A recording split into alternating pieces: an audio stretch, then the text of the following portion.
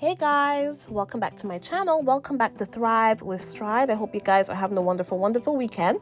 This is the second day of Harry and Meghan in Abuja, Nigeria. And today, Harry played a game of sit-down volleyball, and Meghan spoke. She did speak, guys, at a Women in Leadership event with Dr. Ngozi Okonjo. Okay, and so it was an eventful day. They really, they've been packing it in. It says here, after arriving at the Armed Forces Officers' Mess and being given scarves in the green and white colors of Nigeria, Harry and Meghan watched a game of sit-in volleyball before Harry was invited to play with the team. So also, we have been noticing that Harry and Meghan have both been wearing the green and white. They've been honoring the Nigerian flag. They have. And so it goes on here. Duke participated in a few rounds of the game, which were played by Team Harry and Team CDS. Referring to the military's chief of defense staff, who is behind the couple's visit to Nigeria. So, and of course, he also on his team was a Nigerian soldier called Peacemaker, who is very popular as well. He was actually the first African to win gold at the Invictus Games in Germany last year. And so that's pretty interesting. And it's, and so, they had a very eventful day. All the videos are here, guys. You'll see Harry and Meghan. They had a wonderful reception. Of course they did, from the beginning to the end. People were so excited to see them. And some other stuff that happened as well. It says here, Meghan was presented with a bouquet of roses by 6-year-old royalty OJ, daughter of the founder of Nigeria Unconquered, Bobby OJ. Touched by the gesture, the Duchess offered royalty one of the roses to keep. How cute and how sweet. So, it was a beautiful day. And guys, here is Meghan talking. I'd rather show you the video than to be talking about what she's been talking about. So there you go.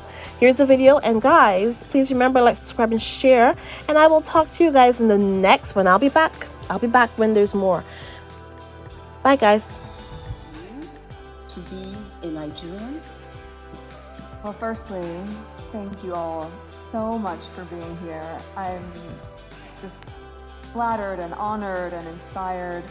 It has been a whirlwind 24 hours since we arrived, and I've very quickly gotten the memo that I need to wear more color so I can fit in with all of you in your incredible fashion.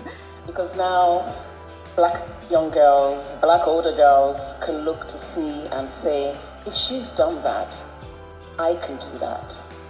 What do you think are some of the things that we need to be able to do to ensure that there are more role models out there? Now, I'm doing this show, which is just one show, and the show can only be sponsored by First Time for Like It. Thank you very much. They're sponsoring the show, but it's only one of so many things that we can do to showcase other Black women doing amazing things. Because I often say that as a Nigerian woman, you have to work 3 times harder than anybody else. You're Black, you're a woman, you're African, you're 4 times harder, you're Nigerian. We have to work so hard, but I say that it prepares us to be the best at what it is that we go out there to do. But how do we ensure that the next generation of women coming have role models to be able to look to? Well, as we know, representation matters tremendously. You need to see it to believe it. That starts when you're very young. I think a large part of that as well, though, is, just as Ngozi was saying, coming back home to Nigeria feels so important to her. It's where it feels settling, anchoring, and you love it here. And I often find that in whatever travels I've done, regardless if it's Nigeria or another country around the world, oftentimes when women reach the peak of success, they leave.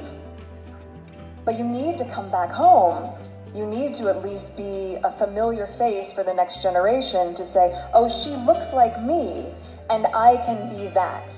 And I think that is a really key piece in all of it, where success isn't defined by, oh, you've gotten out, you've gone somewhere else. It's defined by, and you still always want to come back home, because that's how you're going to help shift any sort of generational pattern that might be stifling, especially for young girls who need to see someone who looks like them in that same position of power. I don't want to interrupt you, but you have come back home. Well, then I hope that I could do justice to the role model that I think so many young women deserve to have. Obviously, in the face of all of you here, I know that they see that, but being able to be a small part of that means a lot. Absolutely, absolutely. About the fact that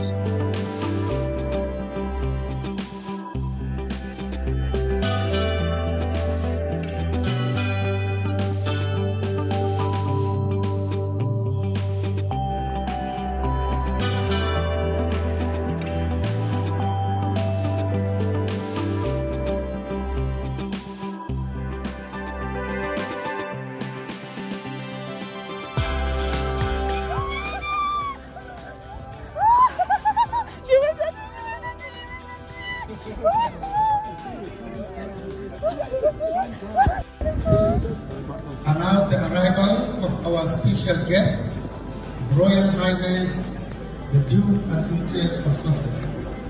We also have Honorable Minister of Defense, Federal Republic of Nigeria, Alhaji Muhammad bin Abubakar, and his digital spouse.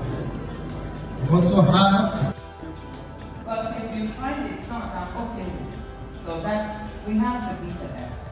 And you are. We love you. I feel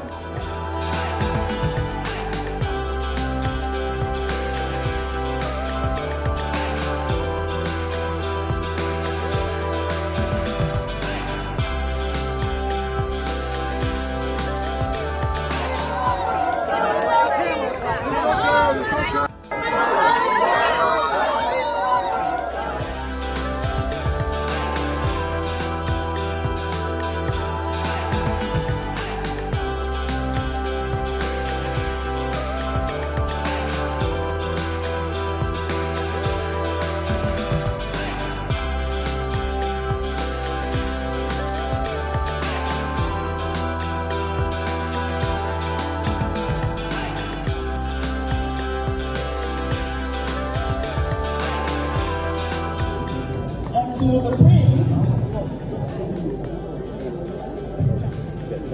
This is the actual Gandang Shiki.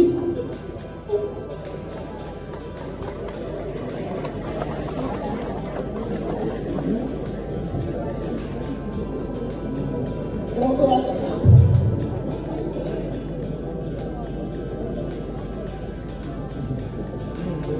Okay.